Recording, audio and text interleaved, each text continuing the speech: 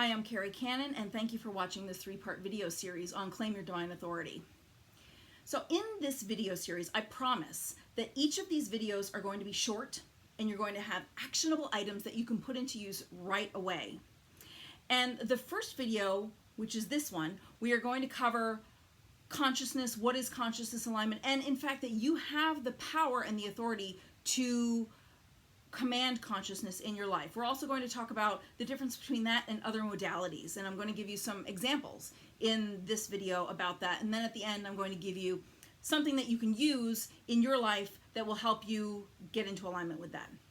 In the second video, we're going to talk about different things that have happened in other people's lives for whom I have done consciousness alignments. And I'm also going to do a consciousness alignment for you so that you can get the full experience of what this is all about. And I'm also going to give you something in that where you will be able to access a grouping of consciousness alignments for health, finances, romance, spiritual connection, and joyful fulfillment.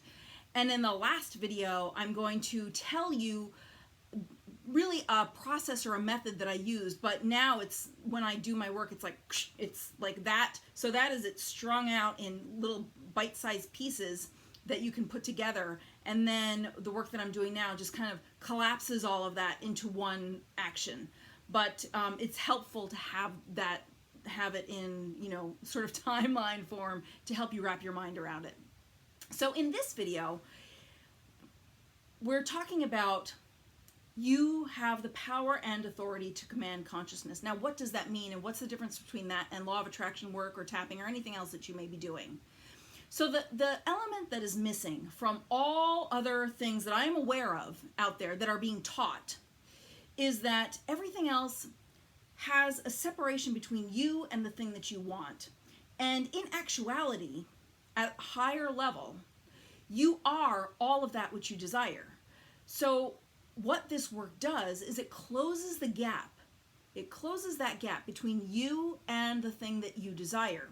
Because there is nothing that lives outside of you. You are consciousness. Consciousness lives through you. And in this work, if you choose to go further with me, you will learn that you are not living a life. Life is being lived through you. And when you can adopt that perspective, and when you can live from that perspective, miracles happen in your life all the time. So what the other modalities do, like binaural beats and law of attraction work and tapping and all of that, is they see an outside situation or circumstance, something that is outside of you. Now, law of attraction touches on this aspect, but it doesn't go into it at all. It doesn't talk about it at all, because law of attraction is trying to attract things to you as if you are separate from the world. And if you are one with everything, you can't attract yourself. You can't attract anything to yourself because you're all of everything. So all you need to do is know that idea. Say, I have this idea of this thing that I would like to become manifest in my life. And from the power of your being, from the strength and the presence of knowing who you truly are, you can then call forth any idea that you have, because those ideas in consciousness are also you. Every word, every material object, like so this, the books behind me, my words, the air that we breathe, the nebulae that create stars, everything is you. Everything. So when you stand in that perspective, it's easier for you to let go of the wanting, because as long as you're wanting something and as long as you're perceiving a gap between you and that thing, it cannot be made manifest in your life. So the first time that I discovered that this was even a thing was in 2004. I was at Unity Village in Lee's Summit, Missouri, and I was participating in a week-long spiritual enrichment program. And in this program, we had 4 classes a day, 5 classes a day, 5 days a week for 2 hours. And in 2 of these classes, I had an instructor her name was Eliza. And on Monday, her hand was not in a splint. And on Tuesday and Wednesday, her hand was. And she taught Jesus' miracles and the Old Testament. Now, my background is unity, but this applies to everything. So, you know, if you're Hindu, like consciousness is called Atman, or that's my understanding of it. And in other different traditions, it's called different things. So I like to use the word consciousness. And, you know, my reference is Christianity, but don't allow that to sway you at all.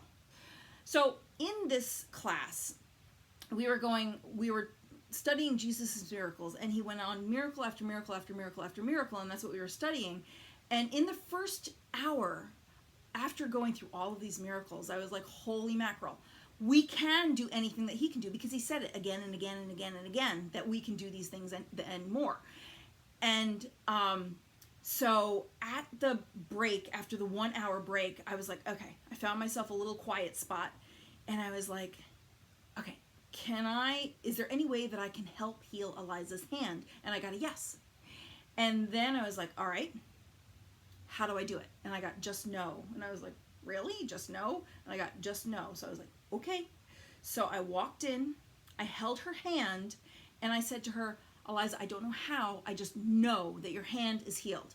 And then 2 seconds later, somebody else walked in the room. They were like, oh, Eliza, your hand is healed already.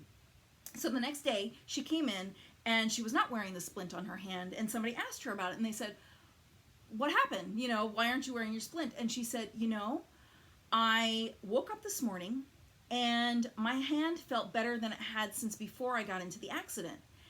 And, you know, I thought that was interesting. And so the week ended, and, you know, we went on with our lives, and about a year later, she was sending out emails, and I responded, and I said, hey, do you remember when, you know, I did that prayer for you, and I told you that I just know that your hand is healed?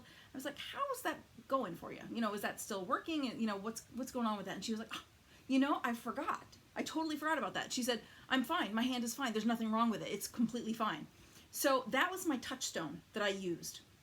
And to know that that commanding consciousness was simple, and that there was something more to it than the law of attraction and all this other stuff that we've learned, how to make things manifest in our lives. And for 10 years, from 2004 to 2014, I meditated and I tried, and I meditated and I tried, and I tried to get myself back to that consciousness that was in that room that allowed me to perform, to facilitate that healing. Then, in 2014, I had a breakthrough, and I was experiencing some financial difficulties. I had gone through, probably at that time, 6 different custody battles, and my ex-husband was doing everything that he could to try and extract my children from me, and finally he succeeded. And so I was at the time, I was doing some support work, some online support work, and I was also trying to get my own coaching off the ground. But it was really hard to get my coaching off the ground because, you know, my ex-husband is a great teacher. He was doing everything that he could to try and disempower me, to take everything away from me that he could, including my children. And so that was where my focus was. And so it was hard for me to kind of get myself back, you know, to where I wanted to be. And I reached a point where I saw this pattern in my life. I saw that I had a dysfunctional relationship with the men in my life and money, and that, you know, I was allowing myself to be controlled with men and money, and that was just a really mucky thing that I really didn't want any part of. And I saw the pattern, and once I saw the pattern, I was like, oh, okay, there's the pattern. Let's get rid of that. So I sent in a prayer request to Silent Unity. I said, I see this pattern. I see what it is. I want it gone. So they did the prayer for me, and within 10 minutes of them doing this prayer, I came across this woman's work who was doing similar work to what I do now. And I'm not sure that she actually understood where the power came from. So she was doing something that I'm going to show you in video 2, which is a consciousness alignment, but she didn't call it that. And she said that whenever she asked God for something, that it would just materialize in people's lives. And in fact, that was correct. So what happened was, I listened to this, and I was, obviously 10 minutes before I was dealing with this issue around money, and I wanted that gone. And so I listened, and she did a prayer for release of fear, not having enough money, and another prayer for a worry about money. And I listened to that, and lo and behold, I was washed over with a sense of complete peace and serenity. Also, simultaneously at the same time, my ex-husband, since he had wrangled primary custody away from me, I was no longer receiving that support. And I had a relationship, going on with a client of mine where he was being rather abusive towards me and telling me that I was doing way more work than I needed to do, and I told him that I needed to make more money for the websites that I was putting together, and he basically said, well, if you don't like it, I'll go to India and get it done there. So even though I was telling him that I needed to either cut back on the quality of website that I was doing, or I had to be paid more, he was not having any of that. So after I had that prayer done and I was in that state of serenity, I told him, I said, you know what, we can't do this anymore. I'm firing you as my client.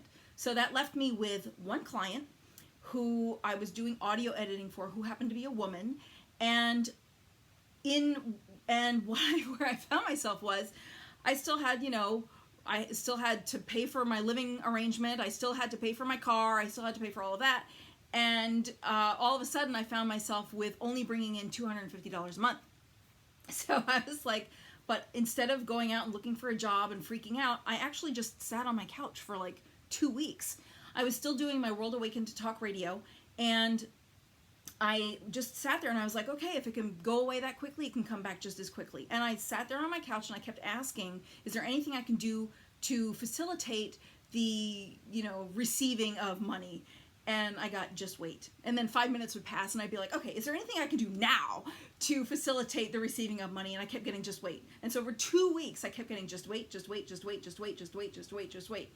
So finally, I had a guest on my World Awakened to Talk radio who I had listened to. I did audio editing for the other person, so I had listened to his interview and I was like, hey, I would love to have you on World Awakened Talk radio. Are you interested in that? And he wanted to do a pre-interview interview. So I had that pre-interview interview, and then he asked me, because we had a good chemistry, and he asked me, he said, how many people do you know like that woman who you're doing the audio editing for? And I was like, I don't know, those are my people, hundreds. And he said, how would you like to set up interviews for me with people like that, and I'll pay you $500 a pop? And I was like, that's awesome. Yes. So I started doing that, and I'll let you do the math. I was able to set up about 10 interviews a week, and and this lasted for a couple of months. So you can do the math on that. I'm not going to do that for you. And so that's what happened with that. And then I kind of, wanted to do some other things with that. But I saw that there was something behind what I had experienced with that prayer work. And I was like, okay, I want to know how to do that. And I listened to all of this woman's interviews, and people would ask her, how do you do it? Like, what's behind it? What's the recipe and all of that? And she would say, well, I could tell you, but I'm the only one with a gift. And I was like, that doesn't really sound right to me, because I had previously experienced that by healing a hand, instantaneously. So I just started practicing. I took everything that I knew, I put it into practice, and I aligned myself with the love and gratitude and that higher consciousness, stepping out of my body and allowing life to live through me instead of as me, or allowing life to live as me instead of me living a life. So, and then I asked for guinea pigs, and it started to work. And people started telling me left and right how I did this for them and their lives changed. So right now, what I would like to invite you to do is to click on the link below, because there is a gift down there for you to help you to sort of align yourself with understanding some of the things that might be in the way. So there is a Uncovering the Divine Within workbook that is down below this, and it'll help you understand the things that you perceive that are in the way of you, like that separate you from other people in your lives, things that you perceive are disowned, that you want to disown from yourself. And in the next video, I'm going to go into how that can then be transformed, and you can release that and start claiming this power for yourself in the next video and the one after that. So in the next video, I'm going to tell you some more stories about some experiences that people have had, and I'm going to do a consciousness alignment for you. So thank you for joining me, and I'll see you in the next video.